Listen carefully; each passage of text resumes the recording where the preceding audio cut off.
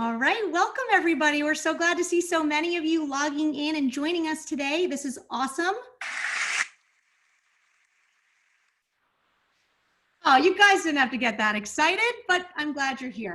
We have a great Launchbox Ladies event today. For those of you who are able to join us on the first one, we're so excited to be back. Today we are continuing our series, Navigating the New Normal. Today we're talking to some women about professional services. These are a great group of women who do amazing things here in the Lehigh Valley, both professionally and for our community. So we're super excited to have them here with us today, and we'll introduce them in just a moment.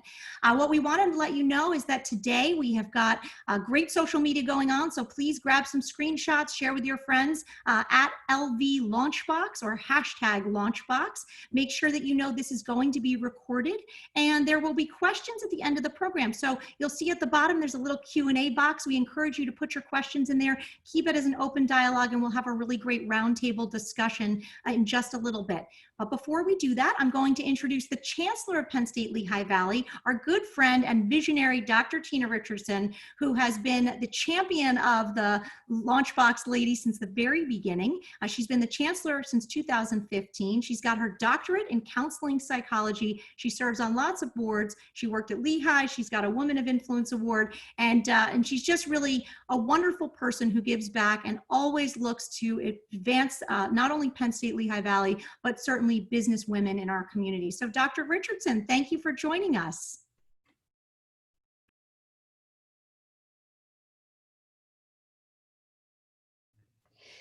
Thank you, Ashley. Hello, everyone, and thank you for joining our second event in a four-part series.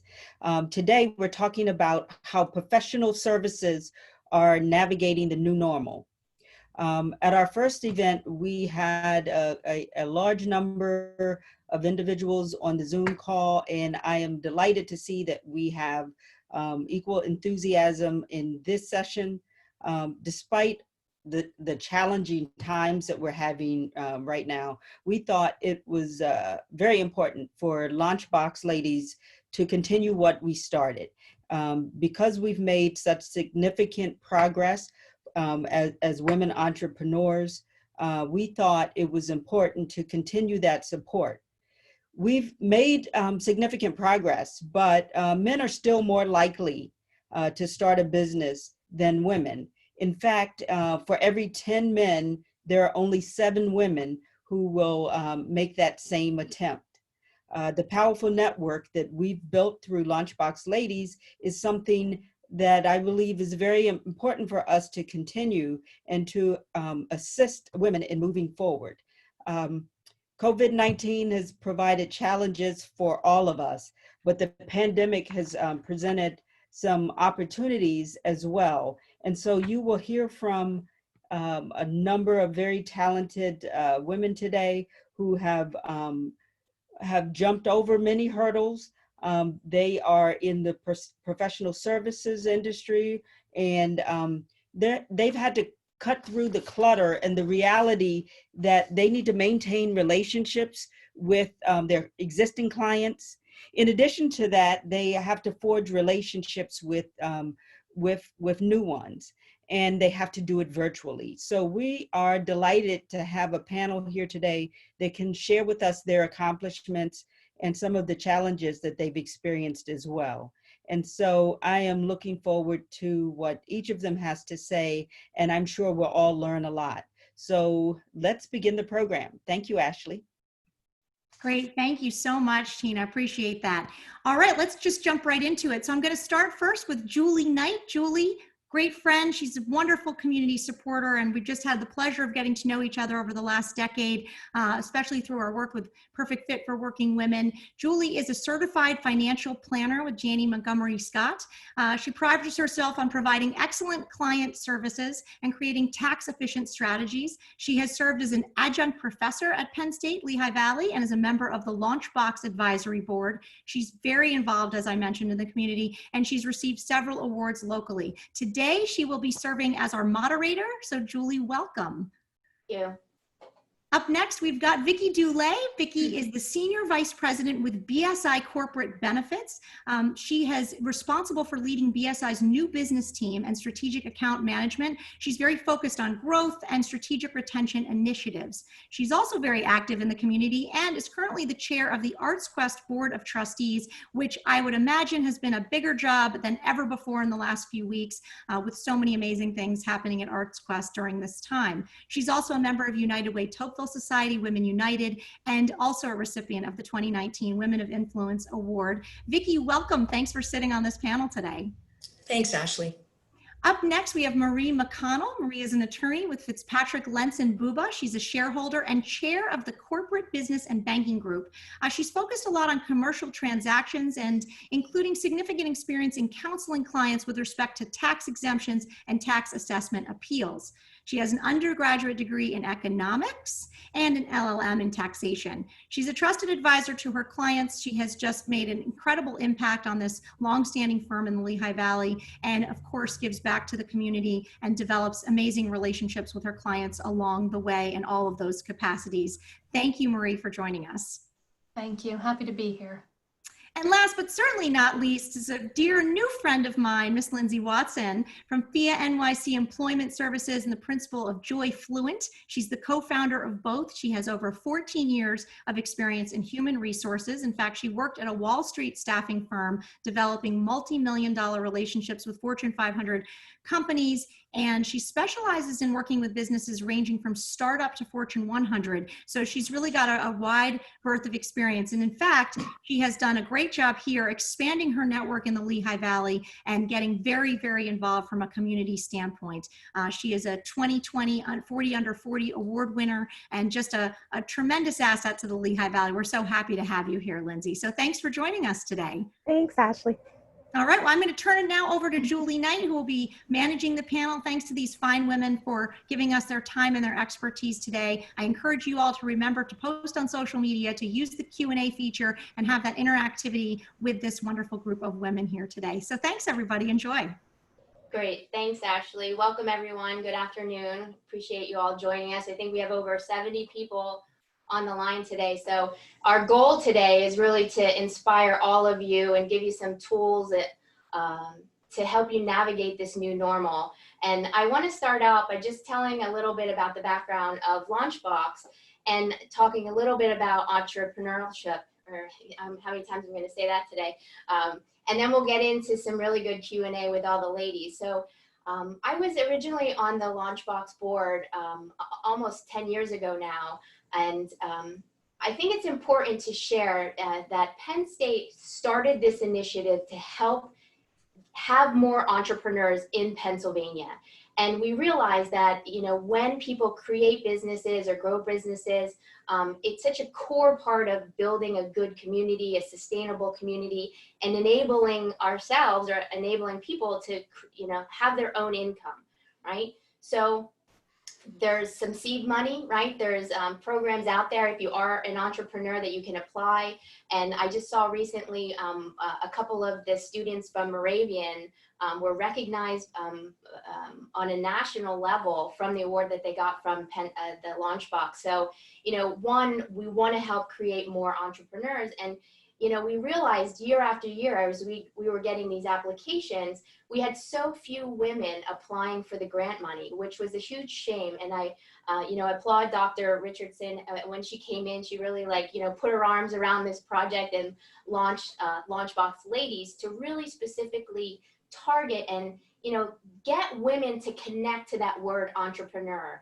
And we so need more female entrepreneurs, and we want to, not just from a funding perspective, but to help more women connect with other women and learn, especially from these ladies today on the panel, what are they doing to be successful? And specifically today, we want to talk about how are we pivoting, or how are we changing, or how are we adopting with this new situation? And, you know, if anything, I mean, we have so much uncertainty in the world right now, but I think we could all agree that we should start thinking that change is the only constant, right? Like there's always going to be external factors around us that we have to learn about and adopt our business practices if we want to continue to be successful. So with that, let me, I want to share this story. I was fortunate enough to go to the Barron's Women's Summit in December. And there were two entrepreneurs, there were two keynotes that I really just want to mention, these phenomenal stories, because they were so inspiring. And I want to try to like radiate that on the panel today. They shared the story of Jo Malone, which some of you may know her. She eventually sold her perfume business to Estee Lauder after she got this horrible cancer, and she was unable to smell anymore. So if you can imagine your business, you know, you were making fragrances and then you couldn't smell anymore. And her story during this keynote, it was all about her failure and about how she overcame that and, you know, fought through it. And, you know, her story was very, you know, unique that luckily she got her sense of smell back many years later and recreated this second business, launching her another brand called Jo Loves. And she has an autobiography out there called My Story. But I wanted to specifically mention this woman as well. Her name is Julie Wainwright, and she's the founder and CEO of The Real Real. I don't know if any of you have shopped on The Real Real. I bet Ashley has, if you can resell your luxury goods or buy luxury goods. And what was so amazing from her, she as well talked about her failures and how she had to overcome so many of these challenges. She was the CEO of two other companies, one of which you may have heard of, Pets.com, that had a really bad public bankruptcy. And she said, and I even wrote this down, you can see my notes, when you fail big publicly, you either give up or you step up. And you get rid of the fear of failure. And I think that's one of the things that I want to kind of resonate today is, you know, I was so inspired by these ladies to hear their how they were resilient and how they overcame this challenge. And we all have this challenge today, right?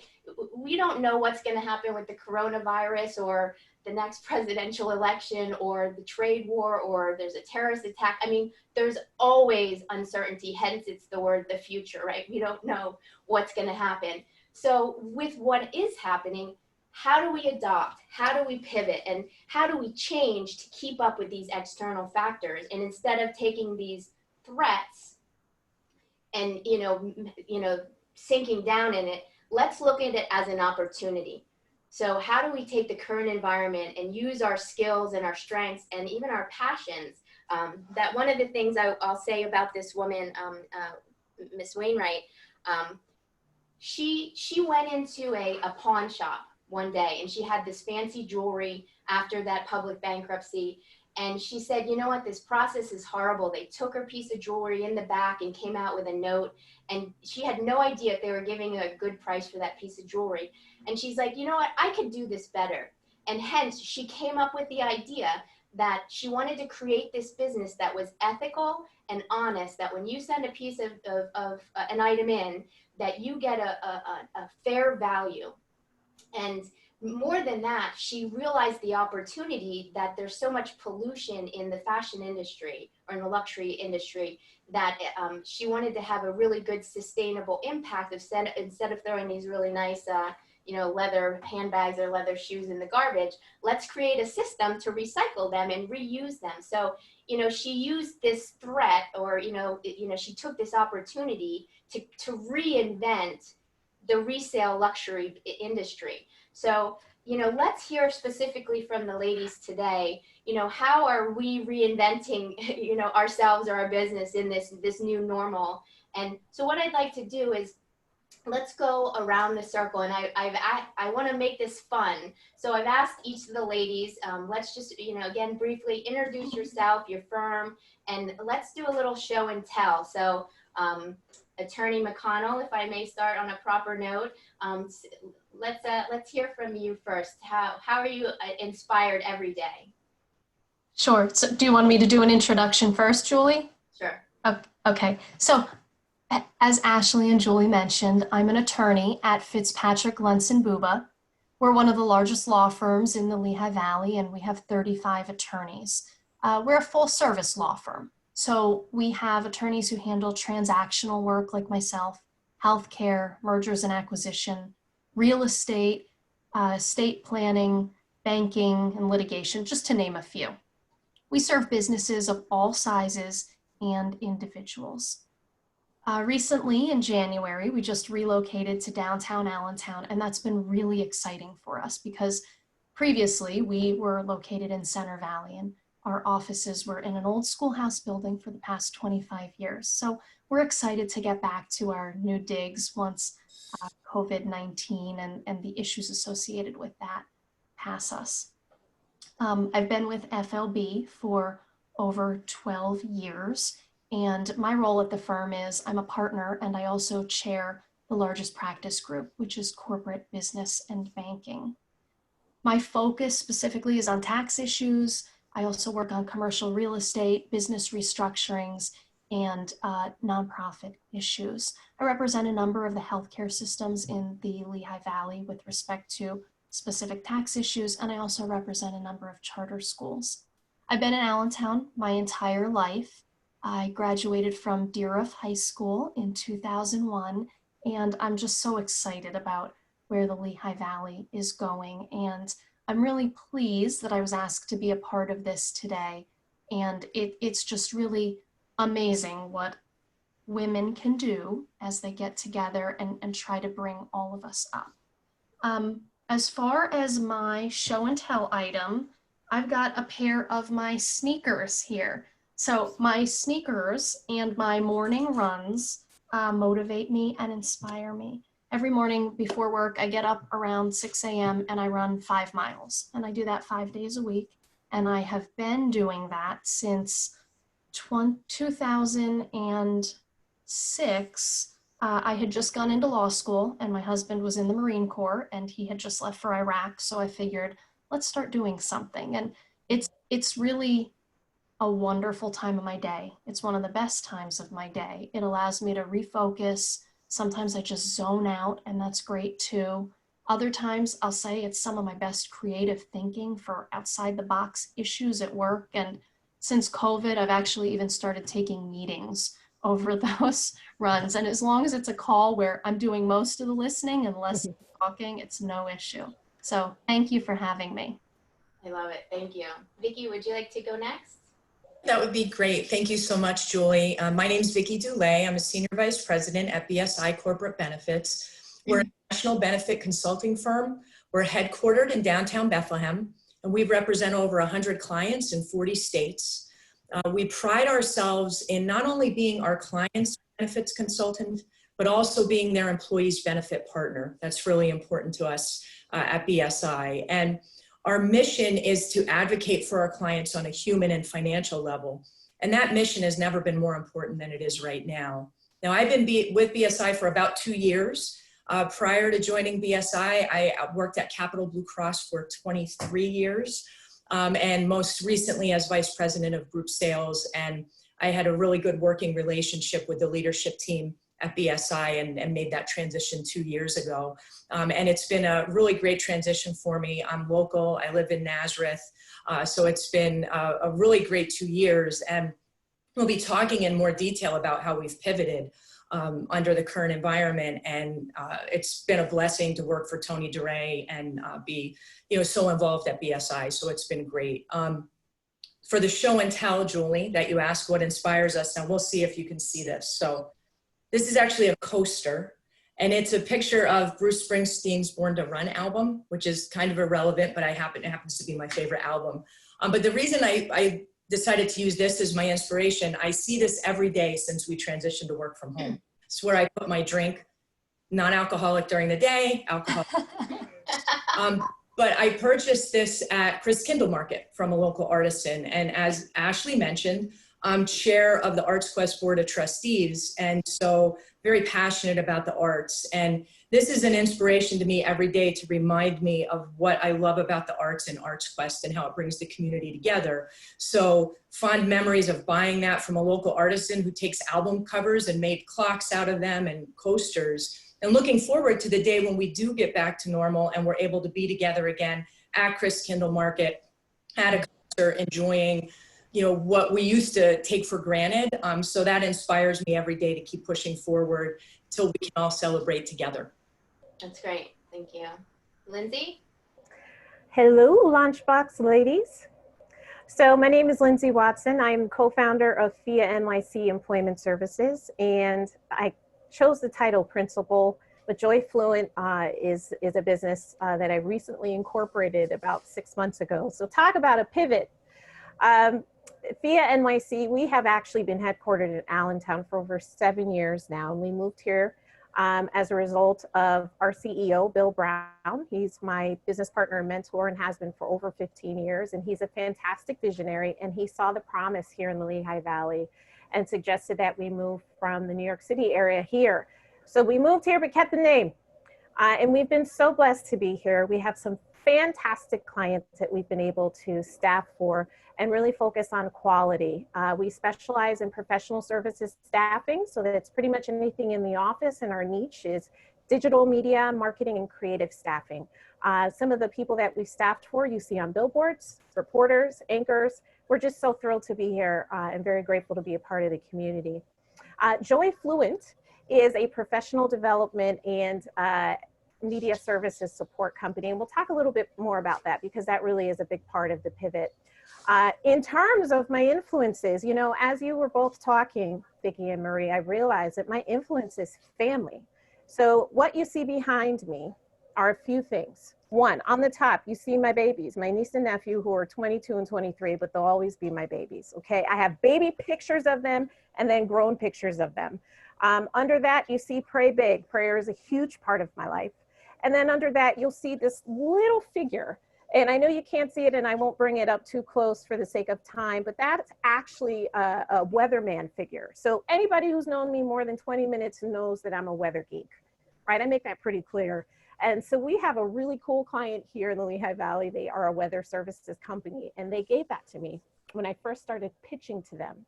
And so that's just a reminder. It took about 2 years for us to close a deal with them, but that's just a reminder of persistence and passion, right? And then my last inspiration is this scarf. My mom is in Connecticut. I haven't seen her since New Year's. I miss her so much, but she sends me stuff. And so she sent me this scarf last week. And as soon as I saw it, I said, this is what I'm wearing to the panel. So she gets to be a part of this wonderful experience. That's great. I hope all of those inspirations carry over to our listeners today. And as a brief introduction of myself, I am a certified financial planner.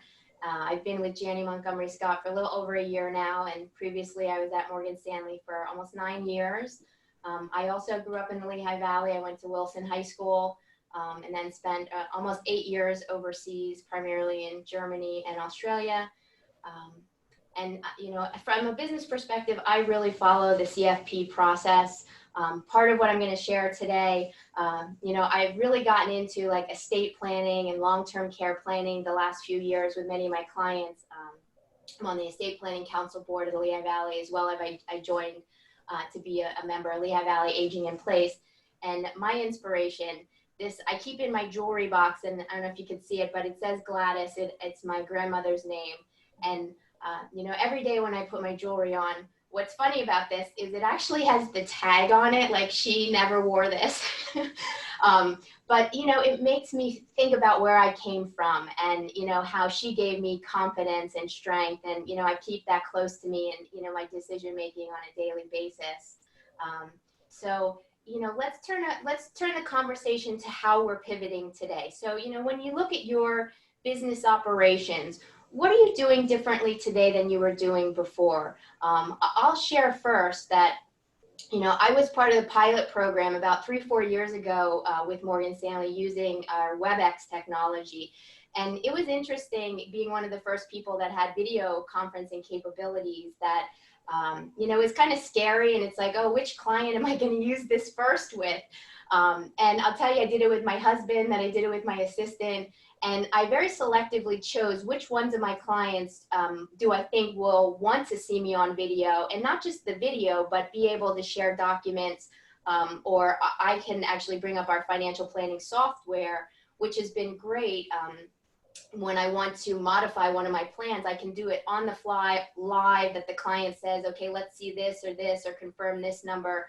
So even though I've been using it for years, I would say it's kind of like it's gotten fast forward, that for me, WebEx is almost the default.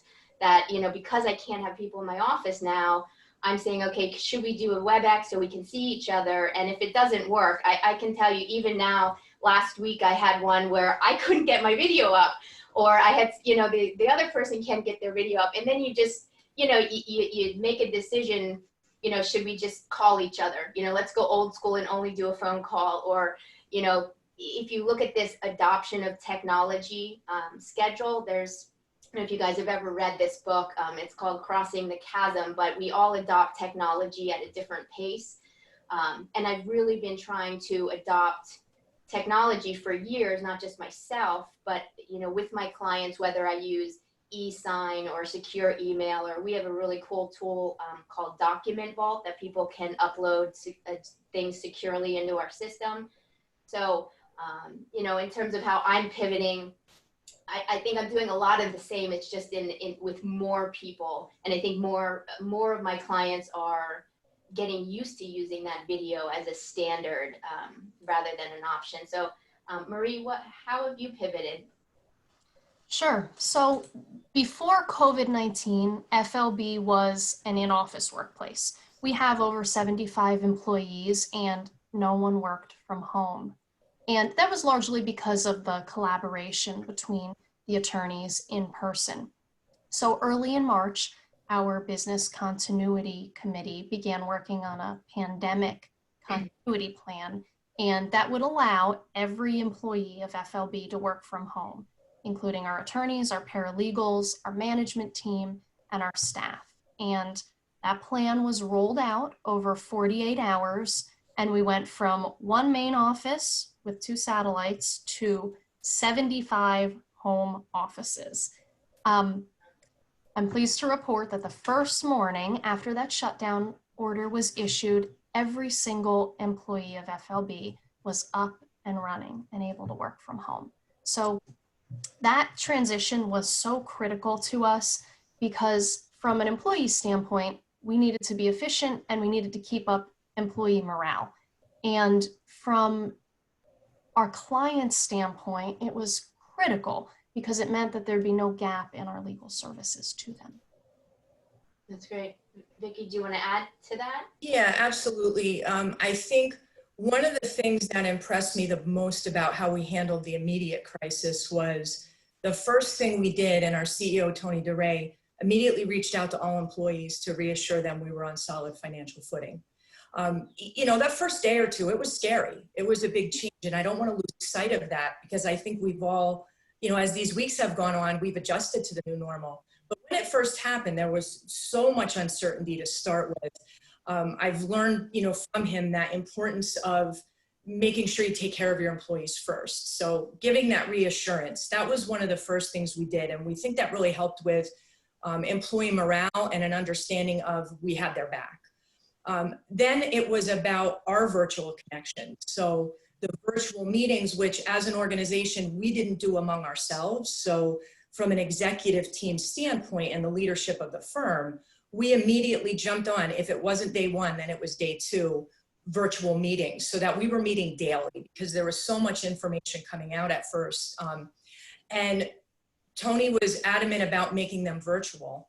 And I will say, I was a late adopter because he had a, you know, it was kind of dragging me into it because I was not always ready physically or mentally to be on camera early morning. And we laugh about it now, but it was important not only as an executive team, but as we made outreach to the employees, to our team, to have that virtual visual connection. And I think that's what helped us transition into structure around work from home and a new sense of normalcy, that we may not be driving into the office, but in working from home, that structure will be there. And the virtual touch points continue to be important to make sure we're asking, how are you doing? We're asking each other, how are you doing? Because the anxiety and the fears are still out there. So that was important from our own team. And then on the client side, it was immediate outreach to our clients to say, how are you doing? Are you okay? and taking a step back from our normal day-to-day client servicing to that triage mode of COVID-19. Information was coming in fast and furious. So we were working to help simplify, especially because we work primarily with, both the financial end and then also human resources, helping navigate through what they needed to know. But those virtual outreaches and the phone calls right away were really pivotal for us to transition to, okay, we've gone through that initial noise and filtering through the data to now we have a job to do. We have to service our clients like we had in the past. And by being early adopters of transitioning to virtual allowed us to transition into doing our job a little bit more seamlessly to serve our clients. And they certainly appreciated the outreach, just the how's it going? How is your business? How are you impacted? And staying closer to them, I think we've absolutely strengthened those relationships during that initial phase.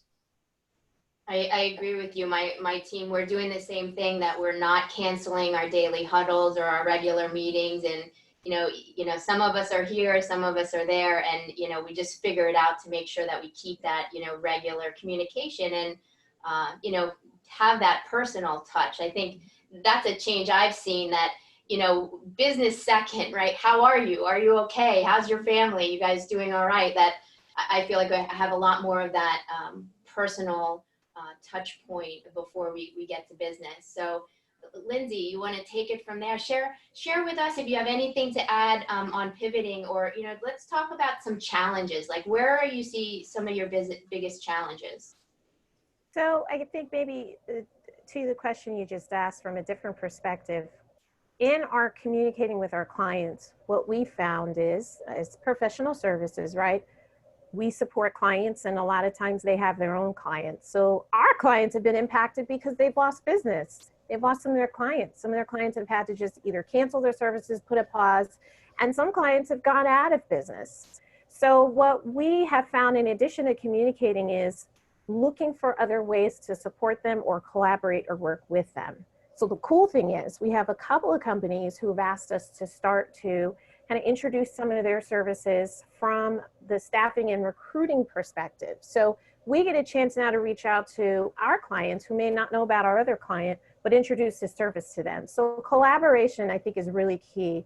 And I can only speak right from my perspective. But we're finding that, when we, as Vicki's saying, when we listen to our clients, we understand how they've been impacted. So that's one. Two, in terms of the challenges, and we talked a little bit about this, Julie, I worked on Wall Street in 2008 when we had our last significant financial impacting event. And during that time, I worked for an international investment bank. I thought I had it all, and then I lost my job. And I ended up taking a job at a staffing agency at about half the pay. And what I learned during that time is that there are, especially in professional services, you can pivot at any point at any time. Sometimes it's important to stop and assess, take a break, breathe, pause a little bit, and find out if the services you're providing and how you're providing them are relevant. And if you're not sure, and I only say this because I don't know how many business owners we have on the call now, but if you're not sure, if your clients have been impacted, if you don't have as many sales right now, it's okay. Things are going to get better, right? The market things are going to change. The market is going to get stronger. We may not know when or what that may look like, but this is a great time to look at the challenges and see how you can make what you're offering more efficient. If there is a pivot in how you offer your services, for example, if you were more traditional marketing, you want to focus on digital, great time to do that while you're staying in touch with your clients, so that when those doors open, you'll be ready, and you'll be ready to offer what your clients will need at that given time, if that makes sense. And the last thing I'll say is this, and I'm sure everyone can relate to this. So many companies, I think Bree mentioned, were not remote, right? One of the things when we started FIA, we said we're going to be remote. So we've had this experience for now over 8 years where we are completely set up to work cloud-based, excuse me. So what you're going to see is definitely a demand and an increase in need for digital support services. So if there's an opportunity for you to learn about new technologies and find a way to get ahead in how you offer what you offer through any kind of new technology, again, this is a great time to invest in yourself and to be able to get that prepared. So again, when those doors open again, you'll be ready to go. So a little bit of a different perspective, but I hope that's helpful. No, that's great. And Marie, let's go back to you. So are you seeing any difference in your clients' needs? Like, how are you finding out, what do they need now? Is it different? And how are you addressing that? Sure. So, before COVID-19, the economy was awesome. Our clients couldn't expand fast enough, and there was no shortage of exciting new projects. And then suddenly, our clients were struggling to make the next payroll. And not just our clients, all of the businesses everywhere. So projects were terminated and delayed, and our role became helping clients just survive for these past couple months. The various SBA loan programs that are out there were a huge help. And just now we're starting to see a number of our clients tentatively come out of crisis mode and start to get into a back to business mode, but with a COVID twist. So for instance, that force majeure clause that everybody talks about, it means acts of God. That used to be a really good hypothetical on the bar exam. And now it is the standout provision of every single contract. I don't think I've ever heard of that. So new word for me today. What's it called? Maybe it's just the legal nerds. It's a force majeure clause. And what it talks about is if the parties of a contract aren't able to fulfill their obligations because of an act of God, a fire, a catastrophe, a pandemic. Well, you can tell I'm not a contract law specialist. So Vicki, how about you? Have you seen a change in your client needs, and how are you changing your services because of that? Yeah, I think we really are seeing new needs emerging. So, the questions around how to manage the COVID risk long term, how to safely reopen, how are insurance carriers addressing the claims? What if I can't pay my premium? What will we do? I mean, that's something that's changed, and that is definitely an area of focus from an HR perspective. So we've conducted several COVID educational webinars, and we did it early and we continue to do it. And I think, part of what we've leveraged that is not only BSI's insurance industry experience, but our partners, so that, Kincannon Miller, for example, from an accounting standpoint, or St. Luke's from, infectious disease expertise or back to work programs, so that we're bringing the experts through our webinars to help our clients, potential clients, the community at large. And we've had great attendance with those. But I think that's going to be a consistent change as those questions come up. How do we navigate them for our clients? And the second thing I would just like to mention, and I don't know if it's really a change or more back to the challenge question, from a nonprofit standpoint, one of the things we realized early on, we have a lot of nonprofit clients. We also serve on a lot of nonprofit boards. So we knew that the nonprofit organizations would be heavily challenged, and we were fortunate to be able to transfer work from home pretty seamlessly. So we really looked at how can we support our nonprofits in this new normal, because sponsorships or way that we would support them in the past wouldn't necessarily work in the new normal. So ArtsQuest is an example that when they had to shut down, they immediately switched to a virtual platform, ArtsQuest at Home.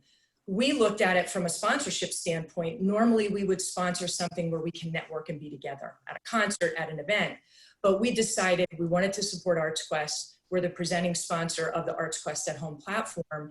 And that's been great for us. It's a win-win because we're helping them in their time of need, and we're also getting great recognition from it and having fun with it.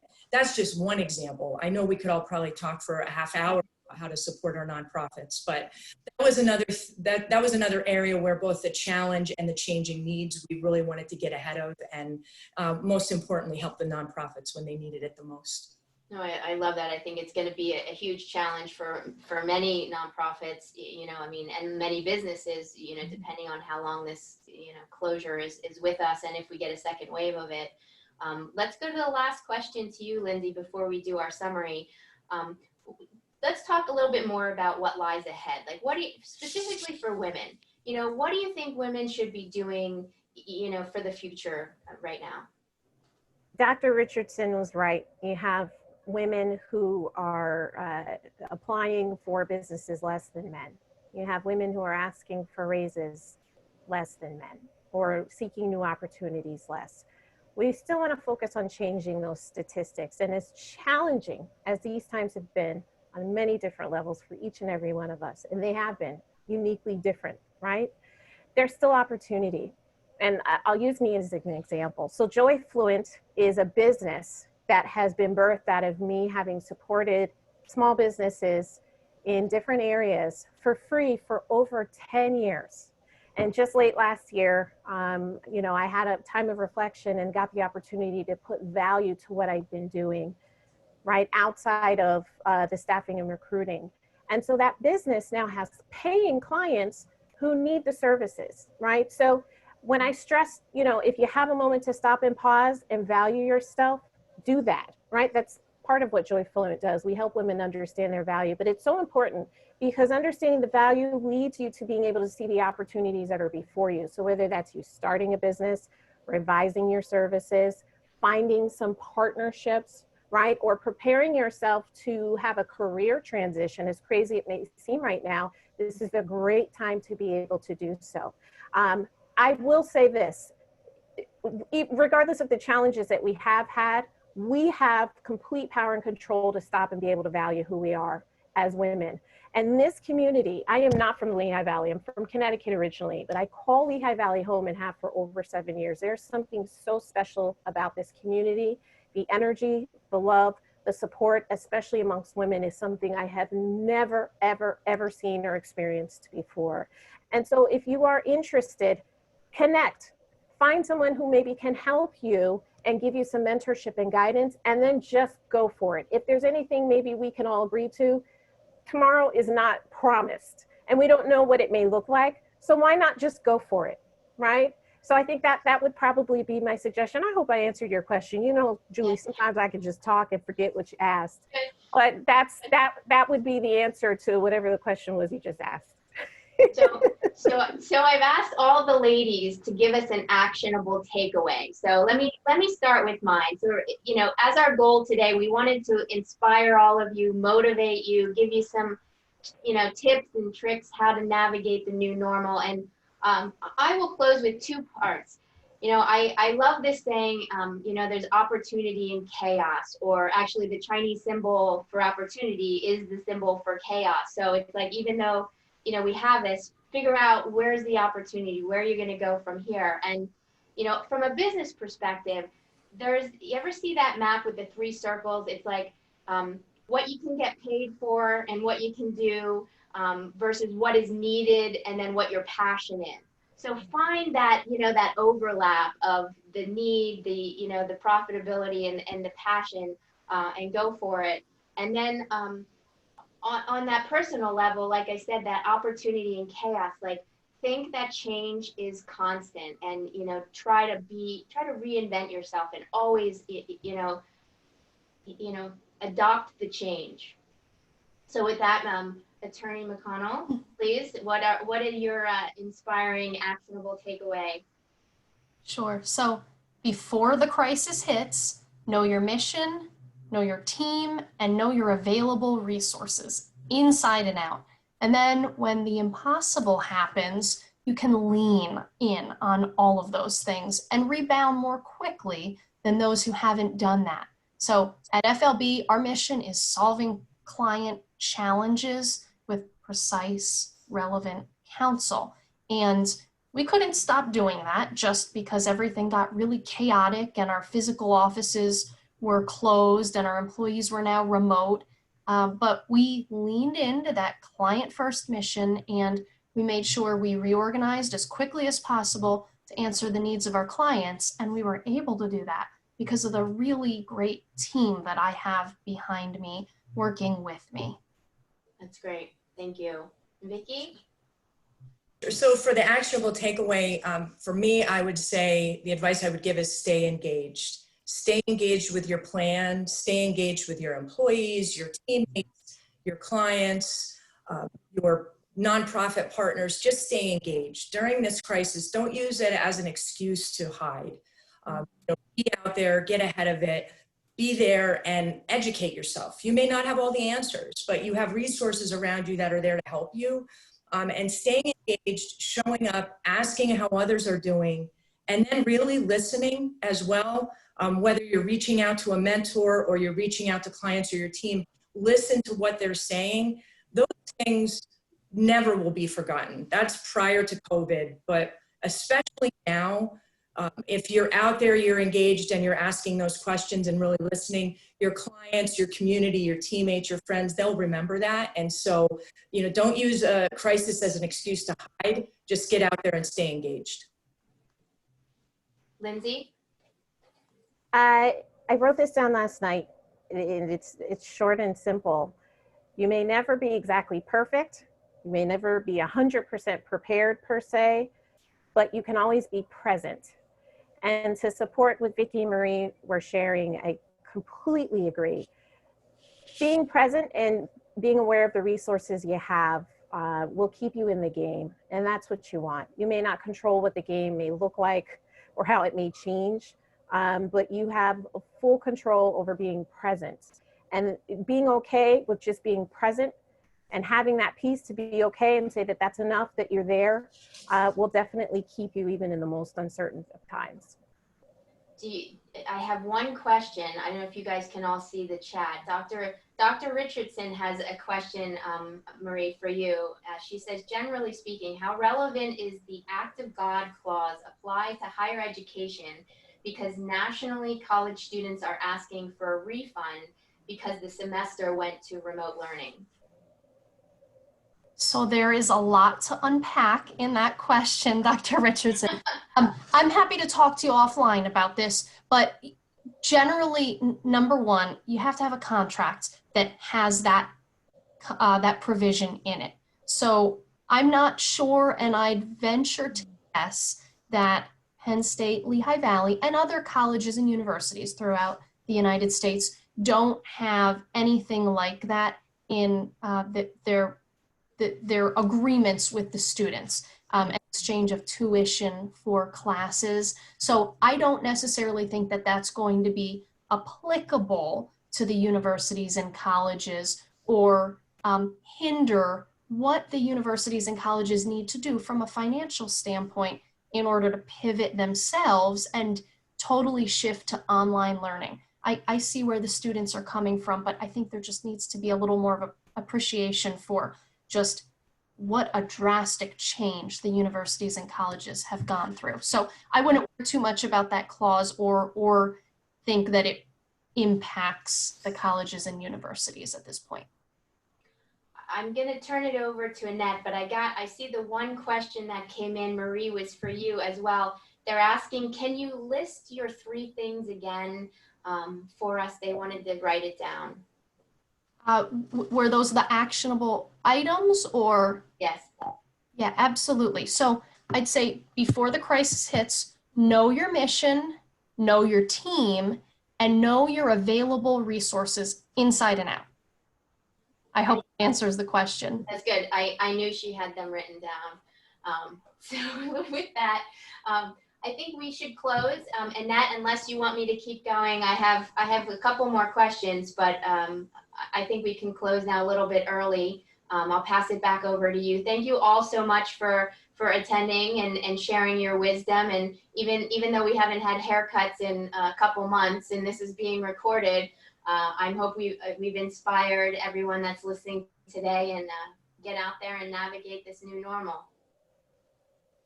Thank you, Julie. And on behalf of the Penn State Lehigh Valley Launchbox, I want to thank this amazing group of women that joined us today for sharing your stories, your perspectives, and inspiring, hopefully, everyone that joined us.